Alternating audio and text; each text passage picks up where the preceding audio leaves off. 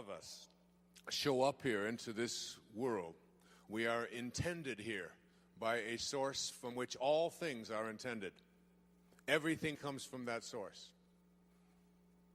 And everything that you needed for this physical journey was in that moment of your conception and even before. But most of us have let go of that dream. Or we don't know how powerful we are. When I was in the 3rd grade, I came home from school, and I said to Mrs. Scarf, which is the lady whose home we lived in, she had 52-some children living in that home. I said, "What's a scurvy elephant?" She said, "A what?" I said, "A scurvy elephant." She said, "Where did you hear that?" I said, "Well, I heard Mrs. Poole, who was my 3rd grade teacher, telling Mrs. Smith, who was the principal, outside of the classroom that Wayne Dyer was in her classroom and that he was a scurvy elephant." She got on the telephone and she called the principal, and the principal said, "Oh, that's Wayne. He gets everything mixed up." She didn't say that he was a scurvy elephant in her classroom. She said that he was a disturbing element in her classroom. And I think you have to understand that becoming a scurvy elephant or a disturbing element is a part of the process of not dying with your music still in you.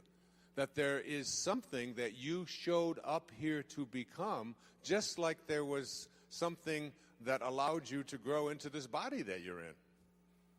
The same force, the same field of intention that intended you here to be in this body, in the shape that it is in the size that it is, in the color that it is, in the shape of its eyes, in the color of its hair, whether you have any or don't, whether it falls out or doesn't, all of that.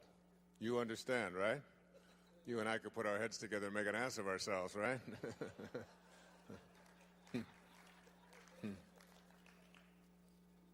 It was all intended here. And also everything that you were to become. And there is a sense inside of you, someplace in a very quiet place, an inner sense, an inner Tahiti, an inner island of peace that knows. You know that you're not this body that you're in. You know where it's going. You know it showed up from nowhere. Nowhere.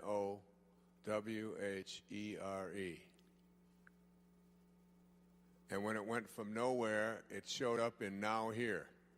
Nowhere. It's all the same, just a little question of spacing. So now you're in now here, most of you. And you look around and you look at yourself and you watch your body go through its motions, and where the hell do you think it's going? Back to nowhere. From nowhere to now here to nowhere. But while it's here, there is something burning inside every one of us. And all we have to do is understand that strangest secret. And the strangest secret is we become what we think about. Our thoughts are the magic elixir. I remember being in that orphanage, and a snowstorm would come, and there were 2 snow shovels in the basement of that house. And I took that snow shovel that was downstairs. There were 2. One had the edges all curled up, and you couldn't make much money with a snow shovel with edges that were curled up. There was another bright, shiny one that Mr. Scarf had made himself. And I used to go down there when it would start snowing, and it seemed to snow a lot more in those days than it does today. And I would sleep with that snow shovel. And I would go outside at 5 o'clock in the morning, wake myself up, 5, 6 o'clock in the morning, and I would shovel everybody's walk on Tucker Street. Everybody. I didn't ask if it was okay and would you like me to and could I and maybe and so on. I just took the initiative and I went out there and shoveled their snow. And then I went back later that morning with my best little Oliver routine, because I was cute. It may not look like it now, but I was then. Cute little blonde hair, and I had little, and I would stand there and I would just tell them that I shoveled your snow for you this morning. And sometimes I get a nickel, or a dime. I even got a quarter a couple of times. Doesn't sound like much, but that's $4,000 in today's money, okay? And it wasn't like there was something in here that said, this is what you do, and you act upon what it is that you feel in here, because that thought that you have is something in the Course in Miracles that says, when I take this microphone to speak, and I'm being introduced as Gary was introducing me, I repeat a line from A Course in Miracles. And the line that I repeat says, if you knew who walked beside you at all times on this path that you have chosen, you could never experience fear or doubt again. You couldn't do it if you had a knowing that you weren't alone. If you knew it from in here with that burning desire. And it is that connection, it is the ability to go and connect to that. And what I want to move to now is, first, what are the obstacles that we have inside of us that keep us from moving into that place within us that allows us to take the snow shovel and just do it? What keeps us from doing it? And then I'd like to talk a little bit about a very powerful book that I'd like all of you to read. It's called Power versus Force. It was written by a very distinguished, brilliant man. I bring it with me to every talk that I give. And I think it's probably the most, well, it is. In fact, I said on the cover of it, let me say exactly how I said it, perhaps the most important and significant book I've read in the past 10 years. And that book and the tapes that I talk about it on, called It's Never Crowded, Along the Extra Mile, are things that I think if you practice it and take it with you, that you don't just become surprised by miracles anymore. You become someone who lives them every moment of your life. And there's absolutely no doubt about it. But before you can get to that place, and I'll try to demonstrate a little bit of it. I won't try to. I will demonstrate it for you up here. And then we'll close, and then tomorrow I'll pick up on intention and how we can make that intention our reality virtually every day. If you understand this simple premise, that we become what we think about, as it says in the Torah, as it says in the Old Testament, as a man thinketh, so is he. As a man thinketh, so is he.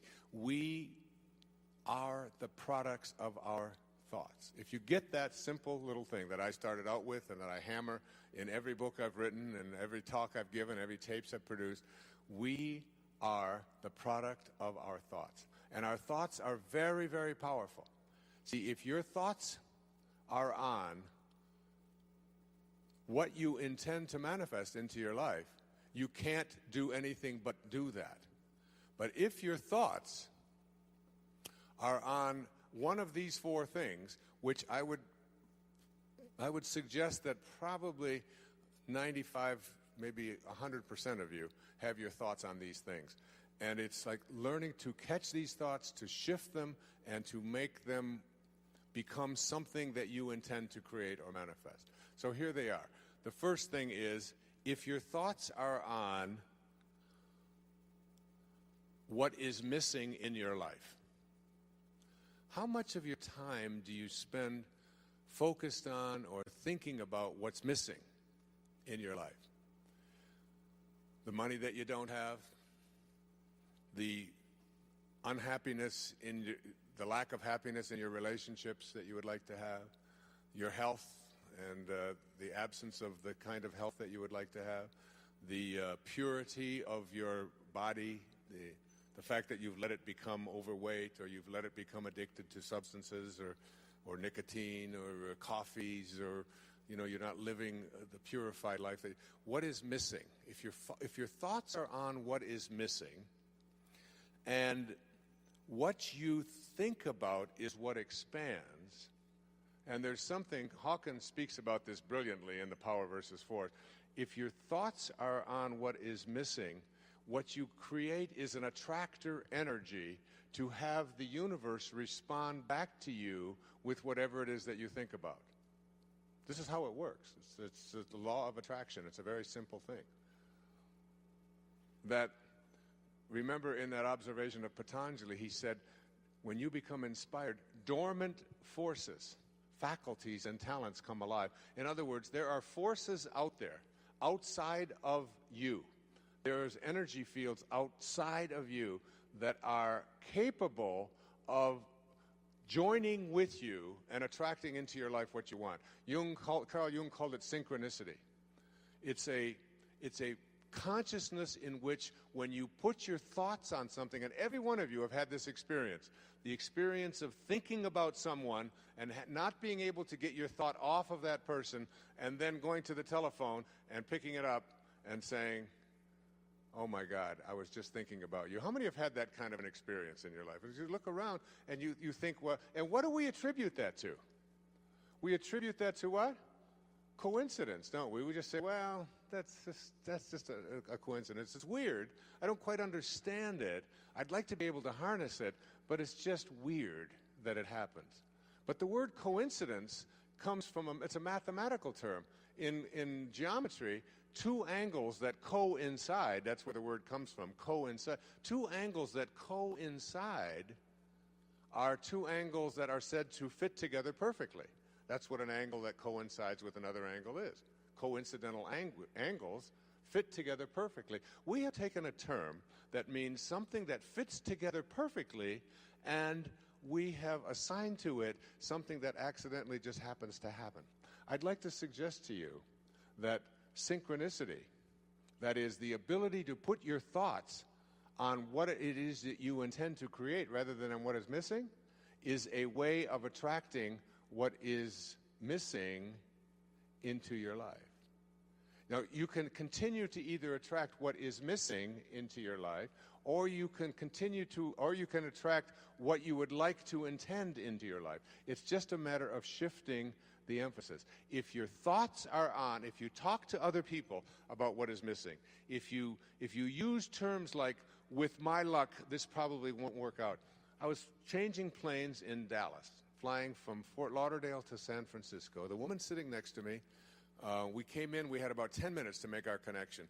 And she stood up and she said, as we were gathering our belongings and everybody was trying to get off the plane, you've all had that experience, and trying to make the connection, she said, with my luck, I won't make my connection.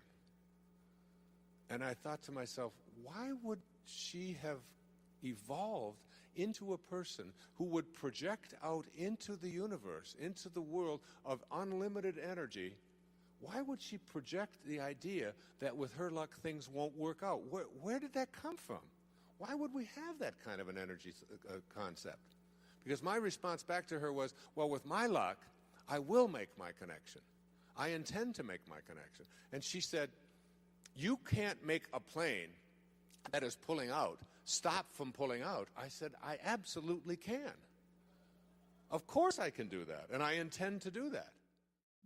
I think the most important thing that you can get out of this is to understand that you are a choice-making individual, and that all of the conditions that you find yourself in your life, all of the circumstances of your life, all of the emotional reactions that you have to all of the people and all of the things and events and so on that take place in your life are really choices. And that's a very difficult thing for a lot of people to get, because they're raised to believe that I can't help the way I feel. I have a right to be miserable when somebody treats me in a certain way. I can't help it. I've always been that way. It's just my nature. It's just the kind of person that I am. This waiter was directly from Italy and was serving this wonderful pasta and all of these things. And he was a madman. He was a maniac. Every customer was getting him all upset. He would talk to the other head waiters and running back and forth and getting himself all worked up. Finally, I said, come on over here. He said, what are you doing this for? I do this all the time. You do therapy wherever you go, right? I said, what are you taking this so serious? All you're doing is serving spaghetti. It's no big deal. I said to him, you know, before you're 50 years old, you're going to have a heart attack. Guarantee it, if you continue to behave that way every day. He said, look, what do you expect from me? I'm Italian. So, well, that explains it. I mean, his rationale for his behavior was, I can't do anything about it, I inherited it. You know? I just got deficient anger genes. I mean, I've heard kids say that, you know, when they're failing math. I can't help it. My father was lousy at math, my grandfather was lousy. I inherited, you know, deficient math genes. It's just not my fault. I can't do anything about it. The fact is that anything that goes on inside of you that is immobilizing, that gets in your way, that keeps you from functioning in the ways that you would like to function, that stops you from reaching your goals, whatever they may be in your life, anything inside, you choose. It's yours. You own it all. And if you don't like anything about yourself, anything, are you shy? Are you nervous? Are you afraid? Are you somebody who can't handle getting up in front of groups because it scares you? Are you someone who gets angry too much? Do you find yourself being manipulated and controlled by other people too often? Are you afraid to stand up for what you believe? Are you a terrible cook? Are you lousy at tennis? You haven't got a backhand? Whatever it may be, it doesn't make any difference. You are the sum total of the choices that you make in your life. If you don't buy that, if you buy into another system, which a lot of psychologists will teach you, which is, it's in your unconscious. You can't help it. After all, you're a middle child. What do you expect from a middle child? You know, certainly can't have any identity of your own. Or maybe you're an only child. Oh, God. Maybe you're the youngest of 12. You had 11 parents, you know, all your life. Somebody telling you what to do from the time or maybe you were the oldest and you had to be a parent for 9 others or whatever. You can use any excuse that you want, or you can just say, the devil made me do it, or it's God's fault. You know, a lot of people blame God. God and Mother are most responsible for all of the things that are wrong with us, you know. The classic, the one I heard over and over and over again in all the years, and I announced it on network television one night, you know. I said, I came here tonight for one reason. I want to tell everybody in America that your mother liked your sister better. I heard it every day for 20 years, you know, it must be true. I can't do it. My mother liked my sister better. No wonder I can't. She was the one that got all the attention. I didn't get anything. Her pictures and all the photographs. Nothing for me. I know some of you don't have a sister and you think, well, then that's not the reason. She wanted one. Really. And she would have liked her better. I guarantee it. You know. It's taking responsibility for everything that goes on in your life, which is what Wayne Dyer is about. If you really want to take it home to anybody else. No blame is allowed for anything that goes on in your life. Virtually everything in your life boils down to what kinds of attitudes, what kinds of beliefs do you have about any given situation. You try to set your expectations in such a way so that you understand that your life is nothing more than a series of choices. So if we begin to shift our statements, the statements first of all that we say to ourselves, and then the statements that we say because and so what I want everybody who's listening today to do is to take a look at all of the things in your life that you don't like, that aren't working the way you would like them to work, whether it's in your relationships, whether it's financial, whether it's with your health, whether with your job, with your friendships, or whatever it might be. And instead of saying, and when you ask yourself, now, how did it come to be this way? Kind of go back and go all the way back as far as you can go to even being a young boy or a young girl. And how many times have you heard or said the words that were predictive of this showing up in your life? And then get to a place where you start to change that around. And you have not only a different set of expectations, but a different way of making decrees, so that you decree that things are going to work out, that your prosperity is on its way, that your relationship is going to improve, that your health is something that you have control over. I'll give you an example of this, and then we'll open up to the phones. My daughter Serena is here. who's written a book called Don't Die With Your Music Still In You. It's a book that I give out on the show to people who call in. My experience growing up with spiritual parents. And she has a new little baby. Her baby's name is Sailor, and Sailor is 3 months old. Now, Sailor has something called acid reflux, that so that her stomach, so when she's nursing or when she gets her bottle or whatever it is, she starts throwing up a lot. Now, my daughter Serena has had this her entire lifetime, from the time that she was a little girl, and her mother, my wife, also had that when she was a young girl. It's this thing called acid reflux, okay? And they have little prescriptions for it, Prilosec and things like that people take. It's sort of predictive of what Serena has experienced for herself in her whole life. So I said to her yesterday, I said, honey, do you realize that that little baby who came out of you shares your DNA and shares your blood and is as, just because the cord has been cut, but is just as connected to you, spiritually and metaphysically and mentally, is just as connected to you as if she were inside of your womb. And that you had this experience yourself, and rather than already setting up this decree that Sailor's going to have this, is just something she's going to have to struggle with. My mother had it. She has, I had it, and now she's going to have it. I said, you have the capacity to communicate with her and begin to program into her subconscious mind from the time that she, and every time you look at her and see her, she can, when you look at her, she looks at you different than anybody else because you're her mother, and she looks into your eyes and all that. And instead of telling her that you have acid reflux and I'm really sorry, I'm going to give you more milk than you need and you're going to have this for a lifetime, I said, you have the power to heal this.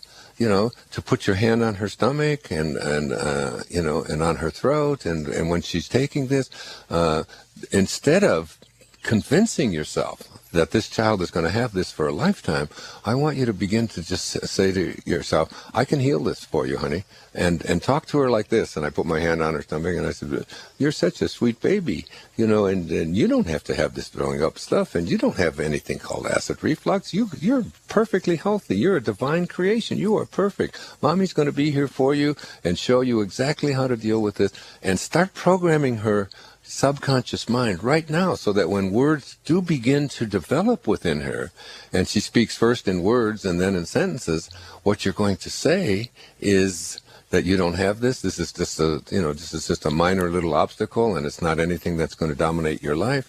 And read your sister's book, Goodbye Bumps, because she was able to do the very same thing by shifting her consciousness around.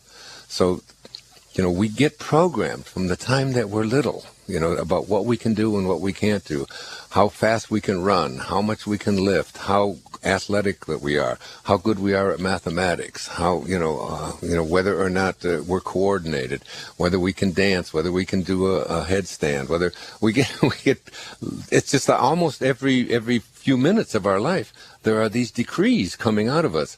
And you don't want to have any decree coming out of you that isn't predictive of what you would like to attract and create for yourself, versus a decree that says, it's going to be difficult, I can't make it happen, my luck is never going to work out, I've been sick, this runs in our family, my mother had it, my grandmother had it, and on and on and on and on it goes. So many people are consumed by their past and living as if the things that happened to them in their life are the reasons why their life isn't going the way they would like it to go today. I'd like to suggest to you that in this principle, which I call giving up your personal history, I'd like to suggest to you that all of that is wonderful to talk about in therapy, and you can get a lot of help literally for going back and examining the things in your past that perhaps are troubling for you. But the illusion is that these are the things or the reasons why your life is not working the way you would like it to work today. That is the illusion. It's the illusion that Alan Watts spoke about when he used the metaphor of the wake of the boat. That the wake of a boat is nothing more than the trail that is left behind. If you stand on the back of a speedboat and watch it, it's a wonderful metaphor. You can get that picture in your head. You can simply see how it is all just a trail that is left behind. And if you ask yourself, what's driving the boat? What's making it go forward?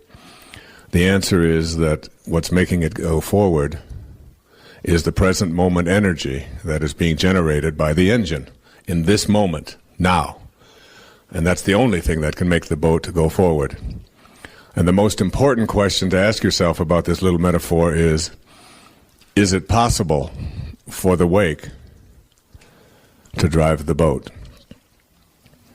Can a wake, that is, can a trail that is left behind make a boat go forward? And of course the answer to that is no, and thus it is also true for your life. That the wake of your life is also a trail that is left behind. And this trail that is left behind is just that. It is not what is making you inefficient, poor, unhappy, depressed, stressful, sick, in bad relationships, and so on. Even though we like to think that, and we like to put the responsibility for those things on all of these events that took place in our past, the fact is, the way I look at the past, is that everything that happened to us in the past had to happen in order for us to be where we are today. And the evidence that I have for that is that it did. And there's nothing else to say about it. It did, and it can't be undone. 1,000 years ago, a man named Omar Khayyam, who was a tent maker in the Muslim world, observed, "The moving finger writes, and having writ, moves on. Nor all thy piety nor wit can lure it back to cancel half a line, nor all thy tears wash out one word of it." He knew that in the Middle Ages. And yet we've got people who are consumed with the belief that because of the way you treated me, because of what you said to me, because of how I was abandoned, because of how I was abused, because of how I was ignored, because of my past, that I lived in this particular set of circumstances, or that these are the reasons why my life is not going the way I would like it to go today. And if there's any advice that I think will help you to get onto the extra mile where it's not very crowded, it came to me from a man named Carlos Castaneda, who I was reading something that he had written in a book called The Fire from Within. And he said, "One day, I finally realized that I no longer needed a personal history." He said, "And just like drinking, I gave it up." And he said, "That and only that has made all the difference in my life." So that all of these things and all of these events that transpired, that took place up until now, all you can to them is thank you. And I'm talking about all of it. Thank you for abandoning me. Thank you for the abuse. Thank you for the struggles. Thank you for all of it, because it is out of those falls and out of those struggles and all of those difficulties that I generated the energy to propel myself to a higher place. And without those falls, without those struggles, without those difficulties, I wouldn't be able to get to the place I am today. How you process and perceive yourself is determined not by what other people tell you, as much as you'd like to believe that, but in fact by how you have chosen to process yourself. And what you want to learn how to do right off the bat, at the very beginning, is to understand that disliking yourself, or experiencing self-rejection, or putting yourself down, or finding fault with yourself, or looking at your body and telling yourself all the things about it that you don't like, Like you may be too tall. You might tell yourself that you're too short. You might tell yourself that you're too heavy, that you're too light, that you're any number of things. And you can go through every organ in your body. And some people do this very thing and find all kinds of reasons why they don't like this, they don't like that, they don't like the size of their legs, they don't like the size of their breasts, they don't like the way their hair is, they don't like their eyes, they don't like their ears, their nose is too big. It's an endless. And this is like a burden that you place on yourself in your life, and it's something that you want to really begin to process in a different way. And a way to process it is to say, what do I get out of this? What's the point in me disliking myself or finding fault with myself? It's the only self I have. Instead of doing that and keeping myself miserable, what I'm going to do is look in the mirror and say to myself, this is the body that I have shown up in, for whatever reason, whether it was my plan, or whether it was God's plan, whether it was my parents' plan, whether it was a conspiracy, whatever, it is still the reality. And I am going to accept the reality of what I have shown up in and see it as my curriculum to a higher place. The body that you're in, whether it's in a wheelchair, whether it's blind, whether it's deaf, whether it's tall, whether it's short or black, white, whatever it may be, it is still your curriculum. It's what you have to use to get to the highest place that you want to be in your life. So rejecting it is really rejecting your entire life curriculum. And you have to really look at the whole idea of, in our culture, it's almost, I think I have been asked the question on talk shows across America more about this particular subject than anything else. And the question is, isn't it selfish? Aren't you promoting selfishness? Aren't you telling people that they should love themselves and reject all other people and so on? And I'd like to put that to rest right here. The first thing you have to ask yourself is, what does it mean to be selfish? To be selfish is to be a burden to another human being. Whenever you find yourself a burden to somebody else or someone else is a burden to you, that is a very selfish act. The person who dislikes himself, believe it or not, is the biggest burden to be around in the world. This is someone who is never happy, doesn't know how to make themselves happy, is using other people to try to get them to be happy, is always blaming other people for the conditions of their life. The person who has self-doubt or self-rejection doesn't know how to enjoy their life. And being around a person who doesn't enjoy their life is burdensome. The person who does love themselves, who feels good about themselves, who, if you ask the question, do you love yourself, there's not even an issue there. There's not even a question involved. It's simply, of course I do. This is me. This is all I have. Of course I love myself. Why wouldn't I? Why would I ever put myself down? It has nothing to do with being conceited or finding fault with other people or making yourself better than anybody else. It has nothing to do with that. It has to do with the simple notion that in order for me to be happy, I have to love myself. In order to be able to be free from being a burden to somebody else, I have to know how to enjoy my life. If I know how to enjoy my life, it means that I am loving the life that I'm having, and that means I'm loving the body that I'm in. I'm loving the self that I am.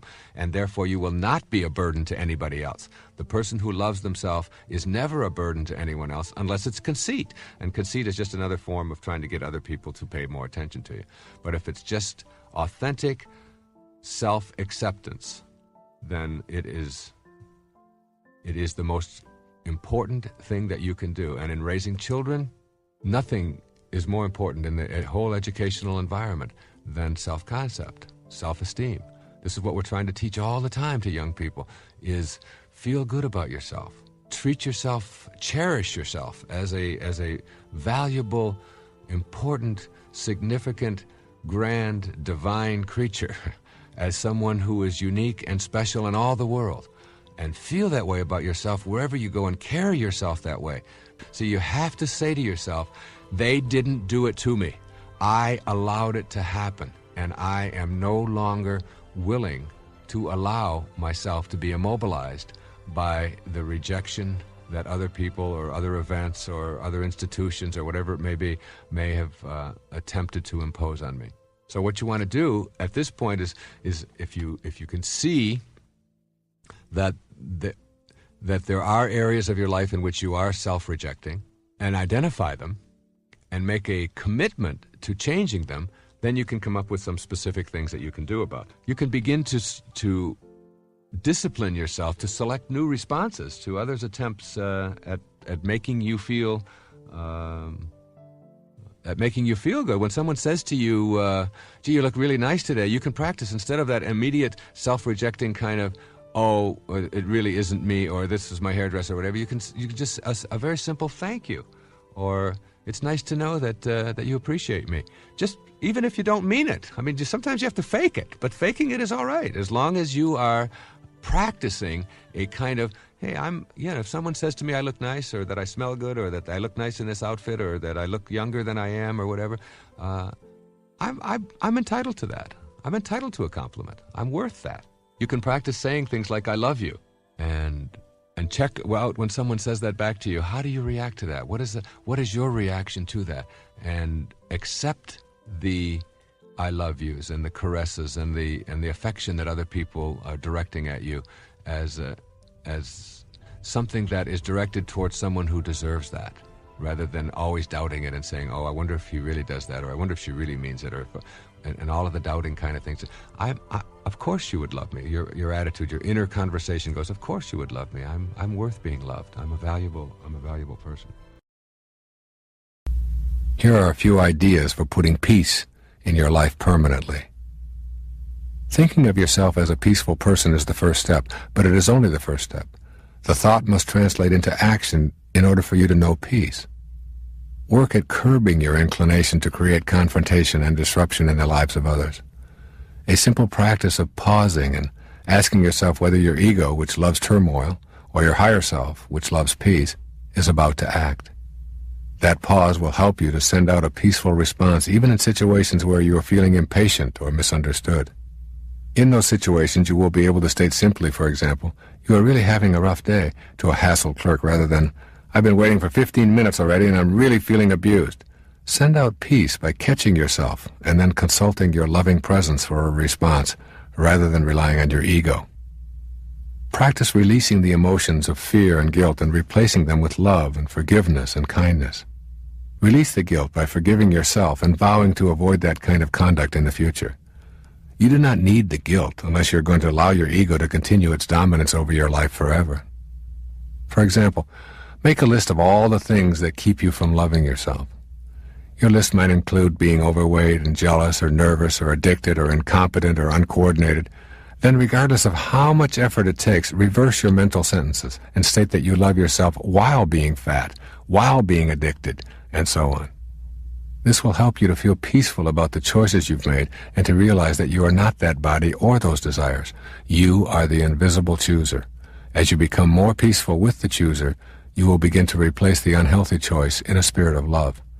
Examine everything that offends you and see if you can get your ego out of the picture. If hunger and starvation in the world offend you, try shifting to a new awareness. Somehow, in some way that I do not comprehend, these things occur in divine order, and so too does my desire to change it exist in divine order. Shed what offends you and act on your desire to make corrections. There will then be no need to fight. Similarly, if you find someone else's behavior offensive, you are interpreting that behavior from your own self-absorbed position, which is that they shouldn't act the way they do. You choose to be offended, hurt, or angry by their behavior. But they are acting the way they are. Your being offended is your ego talking to you to keep you anxious and upset. If you don't take it personally, and if you see the behavior for what it is, you can work to eradicate the evils of the world unimpeded by your ego's encouragement to be offended. Keep in mind that grievances bring turmoil, while communication brings peace. If you want peace in your life, rid yourself of your grievances.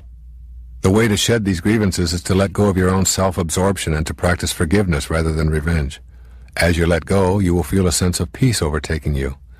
If you are angry towards someone in your life, no matter how difficult you may find it, work at communicating with that person about your aggrieved feelings. Your embarrassment or inner anguish over being wronged is just what your ego wants you to experience, since it will keep you away from your sacred quest and keep you in the clutches of your anxiety-loving ego. Keep this little sentence ready to consult. Judgment and peace are antithetical.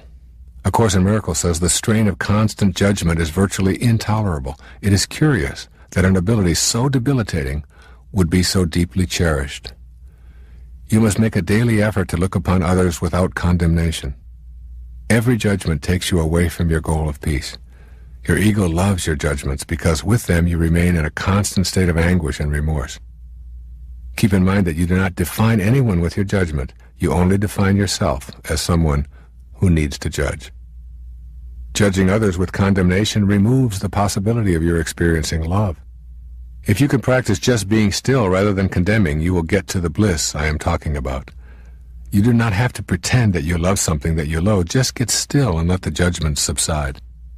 Peace is not found in being right or being hurt or being angry. By all means, work toward righting the wrongs you perceive, but do it with an understanding that an angry heart keeps you from knowing God on the path of your sacred quest. Peace will come to you when you are a healer rather than a judge. Essentially, embracing the truth is welcoming your higher self and coming to know God. All that is not authentic will drop away automatically. Your ego works hard to convince you that you are separate and better than everyone else, and you know that it does not take kindly to your embracing anything that threatens its existence. But remember that this is your inauthentic self, your false self. Deception is going to play a big role in your life when you embrace ego as your guide. Therefore, in order to abandon your reliance on that false self with all of its deception, you will have to make a new agreement with truth. I encourage you to actually write yourself a contract in which you agree to include truth as your companion in your thoughts, in your conversations, and in your life. This is a big challenge and perhaps difficult for you, but it is guaranteed to lead you to the path of your sacred self. Begin by looking honestly and fearlessly at who you are beneath all the surface trappings that you have surrounded yourself with. You have a human storyline, as does every person who has ever lived on this planet. That storyline begins with your conception, continues through your childhood, and all of your personal triumphs and tribulations, right up to this very moment. You know that there is an eternal aspect of you beneath the surface, and that for this part of you, only the truth will suffice. Now you will hear about 3 energy fields and ways of keeping them uncontaminated. The first energy field is your immediate energy body, which I also refer to as etheric or faster. From a standing position, extend your arm forward and mentally note the most distant point where your fingers extend. Now imagine your arm extending straight above your head to a point over your body, and then behind you and beneath you as well. You now have an image of a field of energy which continuously surrounds your body. I call this field your fast energy body, which is inseparable from your solid and visible slower energy body. Using your imagination, take a moment now to visualize this field of faster energy with its edges or boundaries around you.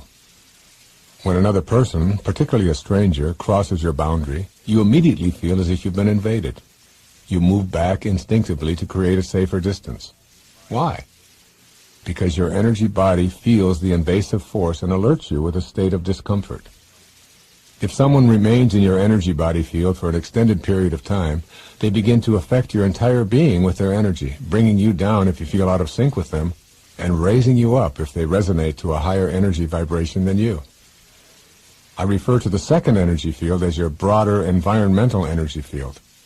To get a sense of this physical energy field, think about your energy field extending into your home, your workplace, your family, and your community. The vibrational pattern of this energy field is your broader environmental energy field. This energy field, in which your solid body walks and talks and sleeps and works and plays, is impacted by the energy frequency of whoever enters it. Now I want you to think of a field of energy so immense that you cannot even create imaginary boundaries for it. I call this the mind field energy. Your thoughts and the thoughts of others interact in your mind field in such a way as to raise or lower your frequency of vibration. When the thoughts and feelings of others impinge upon your mind energy field, there will be one of 2 results. Either your energy field will be increased, as is said to have happened when Buddha and Jesus entered a village. Just their presence in the village and nothing more would raise the consciousness of those around them. Or your energy field will be decreased and consequently become contaminated. The way others think and how they radiate out their thought energy can impact you. But it is not only people who impact your energy fields. Noise levels, air quality, food purity, all touch and affect your fields of energy. What you may not realize is that you play a potent role in keeping your energy fields clean and uncontaminated, and that you also have a salubrious and cleansing effect on the energy field of those around you. Hopefully, you will be motivated to begin implementing a new approach that will clear all of your energy fields and maintain a state of clarity, free of energy patterns that contaminate your life in any way. How do you treat this body, which is the living organism that sends out the waves of electromagnetic energy? What foods do you use to replenish and replace it with? What toxins do you absorb? How much peaceful rest do you provide for it? Do you exercise it regularly? Is your emotional state calm? Do you meditate to bring yourself into harmony with God? Your body must be loved. It is your home and must be cleansed of all junk. Your body is not your enemy. You do not need to get free of your body in order to access spiritual guidance. This perfectly functioning machine called your body knows what is needed, where it is needed, and how to prioritize those needs in times of crisis. You control this marvelously complex instrument that is your home through your thoughts. The second factor that impacts your immediate field of energy is what you allow to impact your body from without. What kinds of people do you allow into your immediate space? When you allow toxic people into your immediate energy field, you will find that your feelings of well-being diminish. You must say goodbye, albeit with unconditional love, to anyone who pollutes your life space with slowed-down energy. Or, you must be prepared to stave off the intrusion of lower energy people first by recognizing it, and then neutralizing it by radiating stronger energy yourself. The problem with attempting to continually be a neutralizer is that the effort required often exhausts you, and that level of fatigue makes you susceptible to the lower energies. If someone brings anxiety, shame, depression, fear, whining, complaining, apathy, stress, worry, anger, guilt, or any of the multitude of what I call lower energy patterns, they are inviting you to join in their misery and load your life up with the problems that they live with every day. Resolve to remove yourself from any toxicity that threatens the purity of your life space. When you feel yourself being breached, take immediate action, first by recognizing what is happening, and then moving in counteraction. Consciously send out thoughts of kindness and love. Remove yourself in a conflict-free way from the invading energetic forces. Anyone who you allow to be a regular visitor in your body energy field must come with love, peace, and the higher spiritual energies. The closer you come to being in a dynamic state of grace in your thoughts and refusing to be in the fields of those who are projecting lower energy thoughts, the closer you come to being in God's mind field. Here are some rules for a healthy imagination. Rule number 1. Never place into your imagination any thought that you would not want to materialize. Rule number 2. Rule number 2 is of equal importance. Never allow your imagination to be contaminated by ideas about how your life used to be. You need faith in your power to make the non-existent your reality. Just because you haven't experienced the magic of the non-existent appearing in your daily life is no reason to poison your imagination with the thoughts that got you where you are now or have been for most of your life. I can't help it, I've always been that way are statements indicating how you used your imagination in the past. Now you must be willing to change your concept of yourself, and you cannot do that by hanging on to those old ideas that once were your truths. Those truths have kept you from achieving the complete fulfillment of your dreams. Your imagination can undergo a complete overhaul. Replace the old ideas of, I've always been this way, it's my nature, it's the only thing I've ever known. Replace them with, I am God, I am capable, I am strong, I am wealthy, I am healthy, I am happy. Or use the words of Saint Germain, quote, I am the conquering presence. I command this I am presence to govern perfectly my mind, my home, my affairs, and my world, unquote. Use your imagination for the fulfillment of your God-realized and God-aligned wishes. Expand your imagination beyond the concept of yourself that limits you to ordinary consciousness. Rule number 3 is a strong reminder to you that your imagination is yours and yours alone. It is a vast, boundaryless realm within you that no one else has access to. No one can peer into your imagination and place things in there that they prefer for you, nor can they extract any ideas that are percolating in that grand imagination of yours. Your imagination is your own fertile field for growing any seedlings that you choose to plant for a future harvest. This rule advises you to never allow someone else's ideas about what is possible or impossible for you, how you should be thinking, or who you should be, or anything else to occupy your imagination. Regularly inventory the thoughts in your imagination. Notice how many of those ideas were originally suggested by well-meaning others, dating all the way back to your early childhood up to and including today. You may have been told that you have always been a dreamer, as if this were a fault. I can speak here from experience. Family, friends, teachers, and even advisors frequently disparaged ideas that burned brightly in my imagination. I often heard comments such as, "Wayne, you're such a dreamer. Get real. You're never going to make it as a writer or a television performer or a movie personality. Be realistic. We know what's best for you." When I was being discharged from the Navy at the age of 22, my superiors warned me that starting college at my advanced age was loaded with uncertainty, particularly since I had no higher education experience and I would be competing with younger, recent high school graduates. Since I already had a skill as a cryptographer in the Navy, they advised me to pursue what they felt was best for me. But I had a dream, an imagination filled with the ideas of teaching and writing and speaking to large audiences. I saw myself on stage. I saw myself as a prominent author, and this vision could not and would not be sabotaged by someone else's vision of what I should or could become. As a young boy in a foster home, I almost always ignored other people's ideas about what I should be thinking or doing. I simply was indifferent to their opinions regarding what I could imagine for myself. I've carried this kind of inner discipline regarding my own imagination with clarity, refusing to allow external opinions to cancel or diminish what for me was hallowed ground. Recently, others advised me that acting in a movie was not sensible for me as a 68-year-old man with no acting experience. I once again remembered to hang the "Do Not Disturb" sign at the entrance to my imagination, and proceeded to take acting lessons and adopt the self-enforced regimen that allowed me to create a movie. It is a product that fills me with pride today, all because I have diligently practiced rule number 3. I urge you to watch The Shift and see what I mean.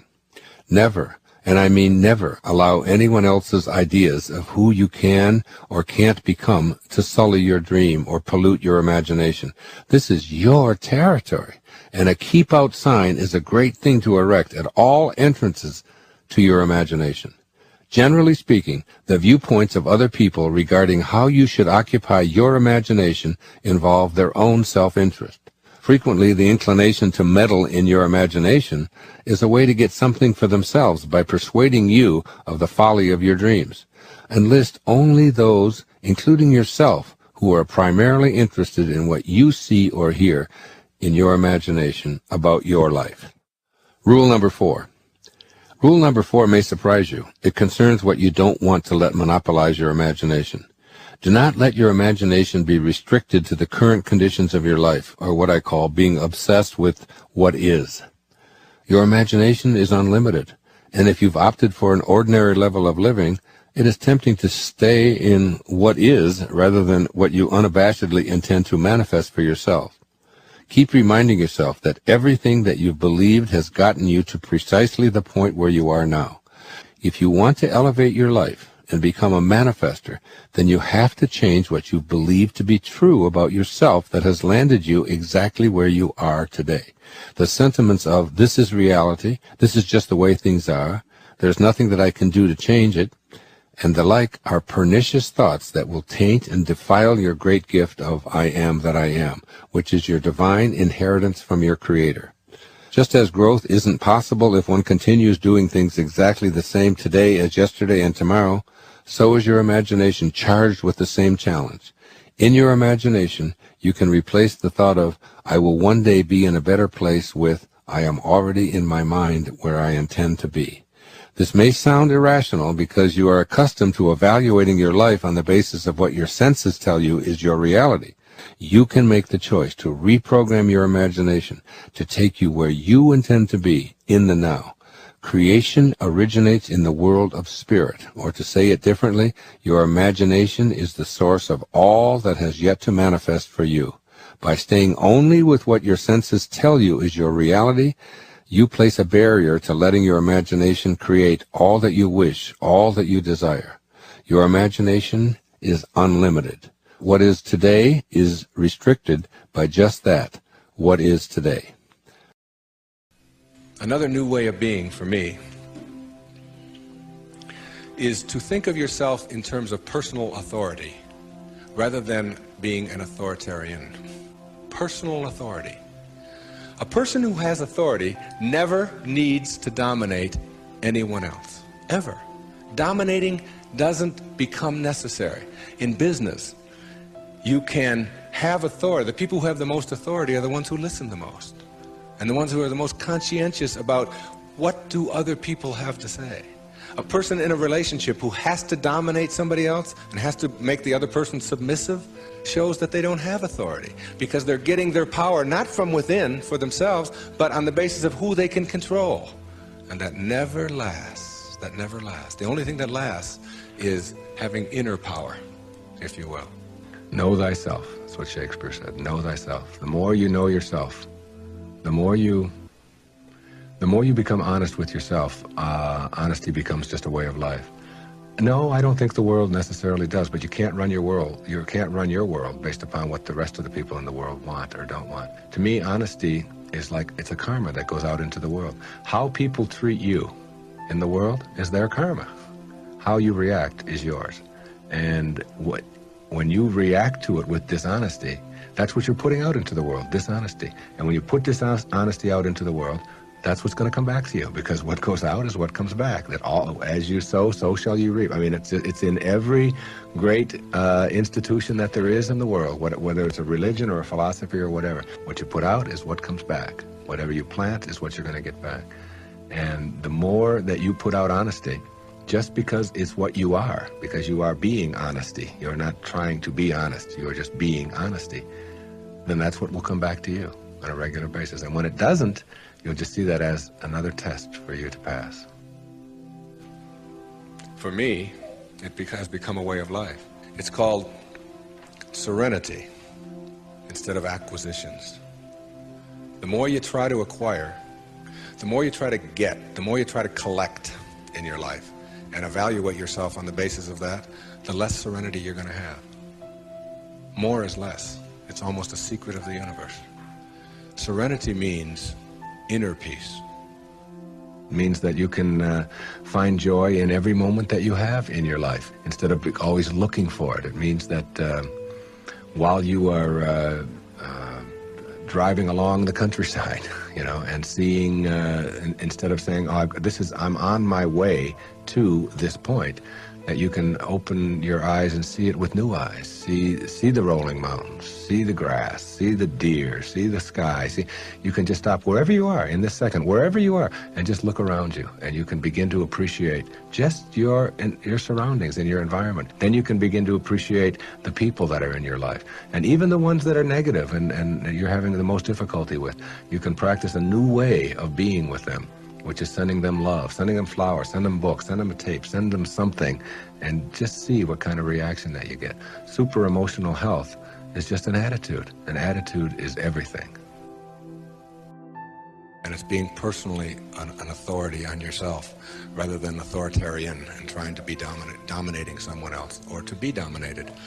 And serenity, which is the name of my little girl, my youngest daughter, Serena, rather than acquisitions and accumulations and trying to prove yourself that way. And when you get that serenity, which comes from the way that you think always, then you will replace all of the other junk that keeps you back here between 6 and 1 on that clock. And once you get past it, you'll never, ever be able to go back. Because the light, living in the light, is a way of being that if you're not there, you don't get it yet, but once you see it, and once it begins to take over your life, you can never go back. That is your purpose. Your purpose isn't to try to be loving. Your purpose is to be love, and only have that to give away.